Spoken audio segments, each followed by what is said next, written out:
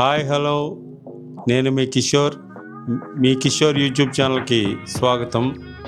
అందరికీ ముందుగా హ్యాపీ హోలీ శుభాకాంక్షలు. ఇప్పుడు మనం తెలుసుకుందాం హోలీ ఎందుకు జరుపుకుంటారు, ఎక్కడెక్కడ జరుపుకుంటారు అన్నది తెలుసుకుందాం. మనం ఇప్పుడు హోలీ హిందువులకి ముందుగా వచ్చి పండగ.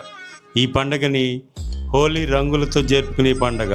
వసంతకాలంలో వచ్చే పండగ కాబట్టి దీన్ని వసంతోత్సవం అని కూడా పిలుస్తారు. ఈ పండగ భారతదేశంలోనే కాకుండా ఇతర దేశాల్లో ప్రవాస భారతీయులందరూ కూడా బంగ్లాదేశ్, నేపాల్ మరియు ఇతర దేశాల్లో ఉన్న భారతీయులందరూ కూడా ఈ పండుగను జరుపుకుంటారు.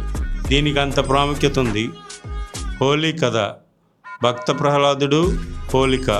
హిరణ్యకశిపుని సోదరి హోలిక.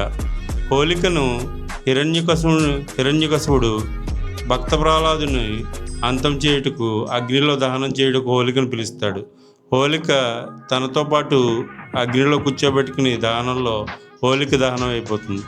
చెడుపై మంచి విజయాన్ని సాధించడాన్ని ఈ హోలిక కథ వృత్తాంతం ద్వారా హోలీ అయితే జరుపుకోవడం జరుగుతుంది.